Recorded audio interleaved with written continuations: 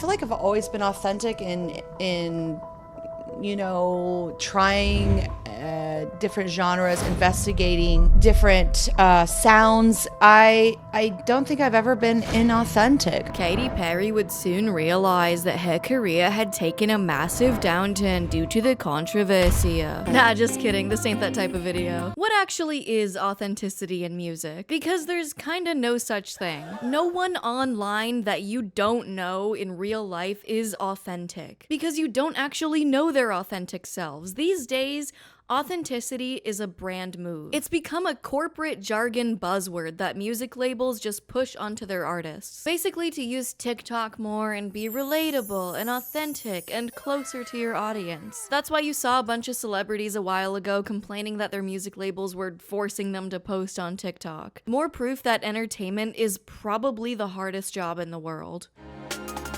If you missed it, Katy Perry released a new album, Itching for a Comeback, after her first 3 albums were major smash hits from 2008 to 2013. But her next albums in 2017 and 2020 were pretty low performing for her standards, at least. I think if most of us got like 200 million plays on an album, I'd consider that a great success. But in the main pop mainstream consciousness, neither of those albums really resonated with people. So in 2024, the people were really starved for fun pop music to come back. People were really craving that campy, fun sound that Katy really pioneered during her heyday. It was perceived to be a perfect storm for someone like Katy to come back and really kill it. But then she dropped the single off her album called Woman's World. She dropped it on the floor and didn't pick it back up, so it got covered in like toenails and like hair, and it got covered in mud. A song that if this was 2010 Katy Perry, we may have eaten it up and asked for seconds. It's a vapid, no substance, low stakes retail pop song void of all nuance, but is just about how awesome being a girl is and having fun. It's a woman's world and we're lucky to be living in it. But here's the thing.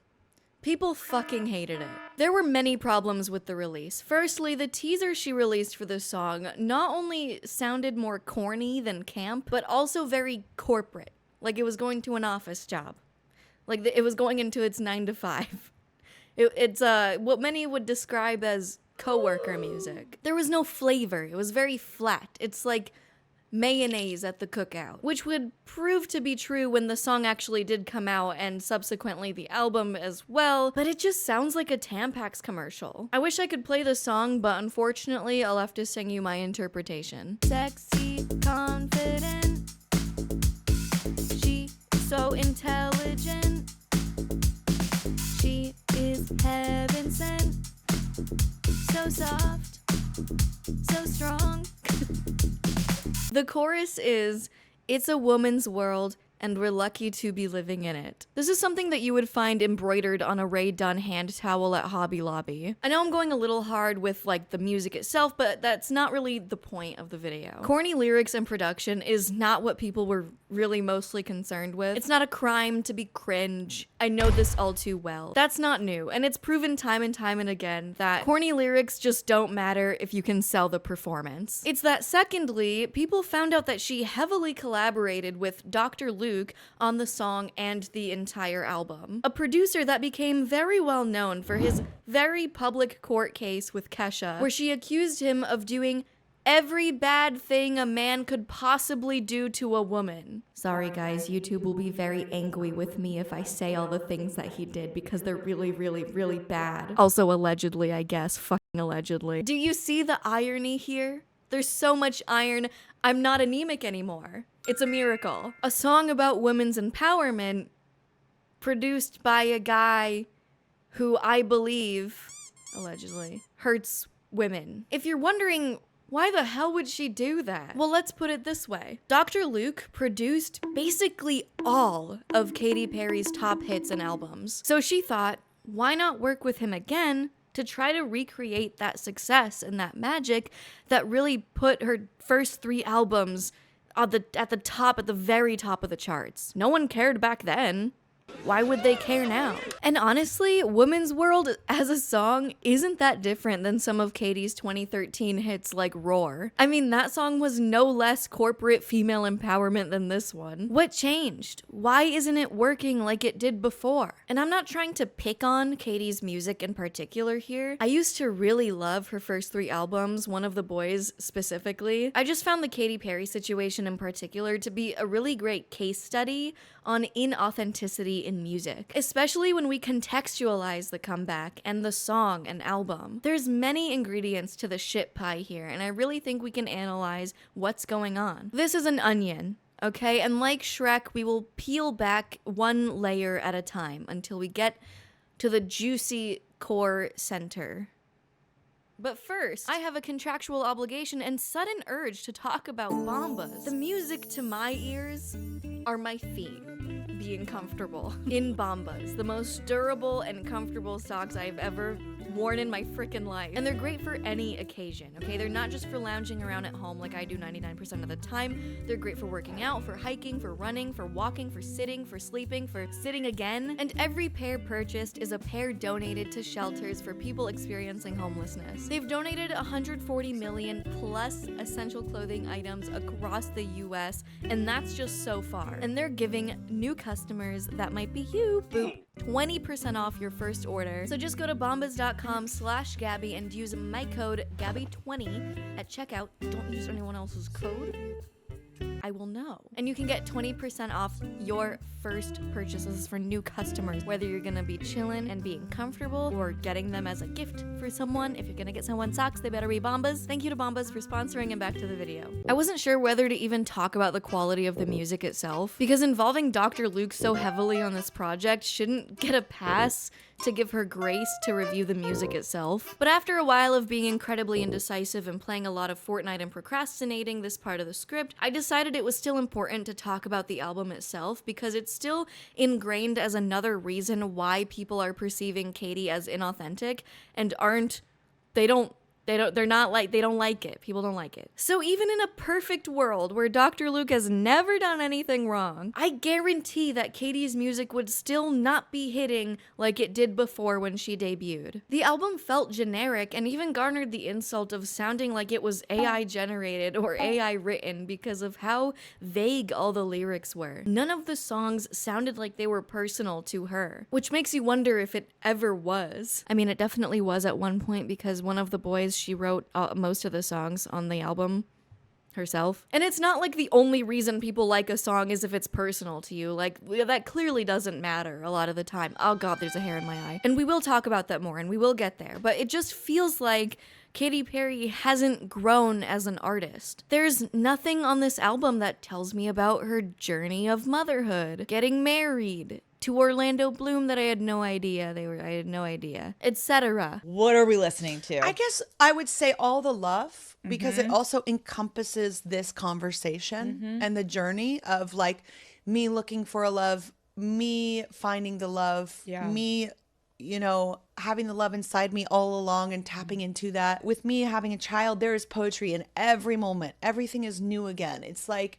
I get to relive life through her eyes. And I think she'd failed to recognize that working with Dr. Luke to try to recapture that magic from 2010 wasn't a requirement. I think she forgot that like times have changed and that we all know Dr. Luke is a piece of shit and she can't get away with it now. Compare that to her counterpart, Kesha, who also worked with Dr. Luke on her wildly successful releases and is now on the comeback with a really fun pop party single. And it sounds very Kesha, it's very fun, I really like it. But it also experiments with new sounds and is very fun and fresh to listen to. Katie's single and album still feels like it's rehashing the same ideas stuck in time from Dark Horse, rather than adding something new and personal to nostalgic inspirations like Sabrina Carpenter or Chappell Roan. So in my opinion, even without the Dr. Luke controversy, I do feel like this album would have been forgotten in the generic pop sounds of the last 2 albums. Though I do think the Dr. Luke controversy is a really big blemish in revealing how inauthentic Katie's comeback and music are. People really feel connected to stories in music, and this album doesn't really tell a story. I'm not saying every album needs a cohesive, extremely deep and profound story, but they have to be consistent in whatever story or theme they're trying to tell, which her last few albums haven't really been hitting on executing clear visions, I think. At least not in the way that some of her earlier albums have, also unfortunately produced by Dr. Luke. When an artist's image does feel authentic and aligns with their music, it can really make for a special connection with the listener. And we've seen that happen with people like Charli XCX, Sabrina Carpenter, and even Beyonce covering a song like Blackbird. So massive pop albums have come out lately, giving rise to pop artists who interact with their audiences and feel more down to earth and relatable than ever before. I'm so confused why I'm not married. Like, what's wrong with me? Why won't anyone even date me? People feel more connected to music artists today more than ever, which have caused huge parasocial problems in its own right, as we've seen with the rise of Chappell Roan, who I was lucky and blessed enough to see live. Thank you. Her massive success was not only because the music is great, but because she was just a girl next door from Missouri who made it big from her hard work and talent. A story that's inspiring and relatable to so many people. Not to mention her personal connection and her continued shown support of the LGBTQIA+ community. Her music is authentic to her, and we can all see that, and so is her artistry and messaging. And for all the queer kids in the Midwest watching right now, I see you, I understand you, because I'm one of you. Even in the past few years, we've seen the trends of people lifting up artists who make music personal and authentic to them, and who connect with their audiences through TikTok, showing their more personal, human side. Imagine that. Billie Eilish being a bedroom pop girly making songs with her brother in her bedroom is part of what made her so relatable and so likable, in addition to the music that people also enjoy, rather than a stiff, untouchable brand of a person/celebrity that we might have seen more popularly pre-TikTok and pre-social media. Now, this may fall more into the category of relatability, but people like the Kardashians, while so out of touch and unrelatable, show qualities that are authentic to them. Kim, would you stop taking pictures of yourself? Your sister's going to jail. They are actually so out of touch. They're not trying to be relatable. Diamond earring came off in the ocean and it's gone. And there's people that are dying. And that consistency in branding is almost more important to people than actually being relatable or even a good person. Because instead of just being upfront about it, it makes people feel like they're now being lied to. And it feels worse to people, I think. Sabrina Carpenter has really shown her personality through funny, witty lyrics with a personal touch and nostalgic sounds. And Brat's album cycle has become a cultural phenomenon. And while the album is about being a 365 party girl, akin to Kesha's iconic TikTok era, is authentic. And that's the main thread that I've been able to draw behind all of these mega successful pop artists. People need to feel like your music is honest and authentic, whatever that looks like, but is also consistent with the image that you're putting out there. Sabrina and Chappell are both examples of artists whose music reaches more people because of their authenticity. Both of the albums are great on their own, but some of the magic comes from people seeing that the artist matches that same authenticity as the music/persona. Katy Perry tried to push an image of herself to help her music connect and reach more people too, but the image didn't align with her music nor her actions, so it had the opposite effect. Music as an art form has always been more parasocial. I mean, people really feel connected to the artist and feel like they might know them. They feel this connection with them. But it's especially relevant and it's especially prevalent today that we crave authenticity and connection with our artists because we're way more parasocial with our musicians now. We really like when we can feel that story around pop music. I mean, just music in general, but this video is about pop. Of course, that's not a cut and dry requirement, but it is part of the brand. Knowing the story behind Taste or 7 Things by Miley Cyrus only adds to my enjoyment of them. So when Katy Perry says that her new music about divine femininity, feminism, and women's empowerment is authentic to her, I really wanted to make a record that was celebratory, full of love, light, joy, hope, and BPM, because get out of your head. Get into your body. Embrace your sexuality. Like, find your feminine divine. All of that. And people find out the whole album was produced and partially written by a known, alleged rape. This directly contradicts her brand and shattered the image. But the reality is it comes from me. The truth is I wrote these songs from my experience of my whole life going through this metamorphosis. I'm doing it now from a place of celebration and love. Even though this is the same thing she was doing 10 years ago. The veil of authenticity has fallen, which is a really roundabout way of saying that people don't like hypocrites, but I was having a hard time consolidating my thoughts. Please give me a break. When directly asked about working with Dr. Luke, this was her response. I know a lot of people have expressed disappointment and were really upset that you decided to involve Dr. Luke on this album.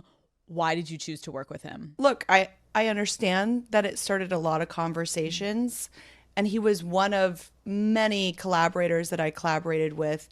But the reality is it comes from me.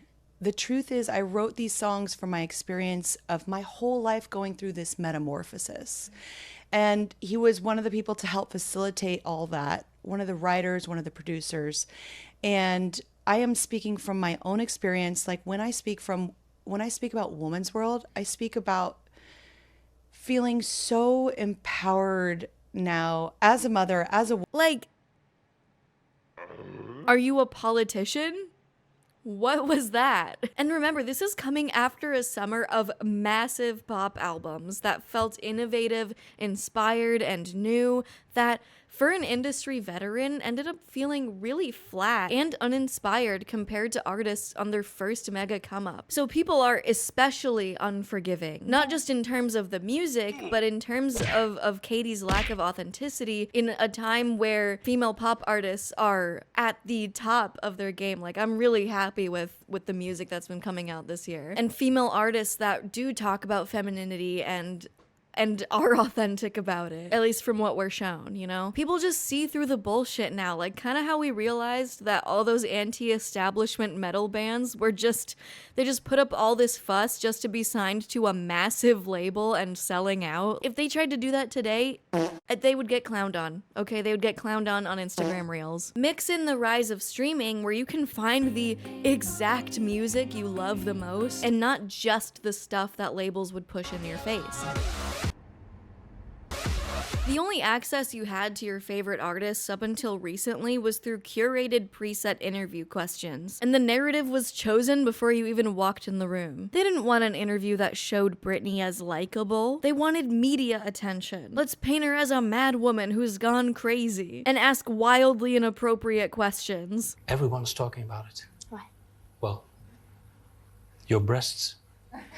She was 17 in this, by the way. There was a lot of evolving that's happened since then with media interviews. They've gotten a lot better, but especially now, compare that to shows like Hot Ones, Chicken Shop Date, Last Meal, and just the podcast media tour now, where everything's a bit more relaxed than a set interview, and there's more of a focus of seeing the artist's personality, and feel more like a parasocial friend than a rigid interview setting, where it almost felt more like an interrogation. My God, why did they ever do this? When Katie came around, people were really attracted to her bubbly, quirky personality at a time where pop artists didn't really show their quirky side or were overly serious. I mean, the most casual setting you could see your favorite celebrity is on a late night show. That was kind of like the place where you could see them a little more loosened up.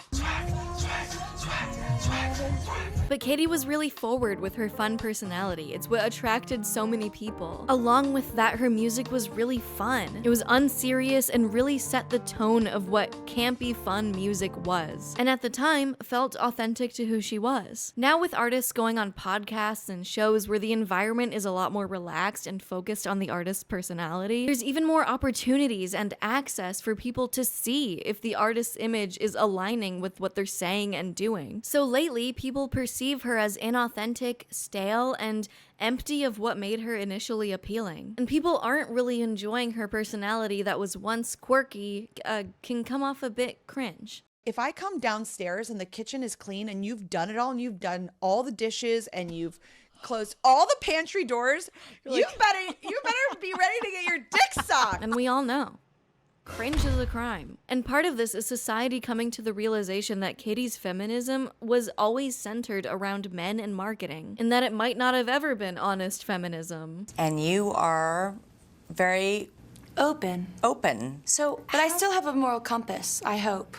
And I still try to make all of my decisions with integrity and respect. Woman's World is a testament to that. It's hard to put into words, but it just kind of feels like a man wrote that song. Katie, it's not a woman's world when you're working with Dr. Luke on this with the context that we have now. It's a slap in the face, and it's embarrassing. You're not a girl's girl, and you clearly don't care about feminism as much as you want us to believe you do. Also, people don't even want authenticity the way that they think they do from celebrities. Let's just be honest. People want someone relatable, but not real. Like, it's you have to just be a little more humble, be a little more kind, be a little more fake, be a little more Hollywood just for our comfort.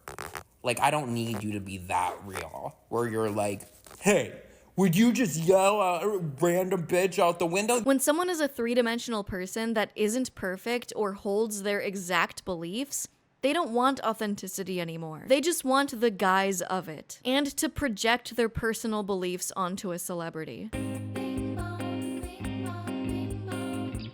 Authenticity is the latest brand trend that comes with its pros and cons, and I just like examining music because I love music, even though I dropped one song and then haven't released shit, so who am I to talk? I'm also not trying to pin female artists against each other in this. It was really hard for me to explain what I mean without using real life examples of what's going on. And like the context of what's going on currently, right now, is important for us to understand why things are unfolding the way that they are. So it's just like combined with the change in times, added context of who Dr. Luke is and the blatant irony of him working on Women's World, the fact that we're more in tune with everything now, and being able to see through inauthenticity without really being able to put a finger on why, and people just not liking the music, all adds up to the interesting case study of Katy Perry's career surrounding inauthenticity. Anyway, who cares? This doesn't matter that much. Go do something else. Bye!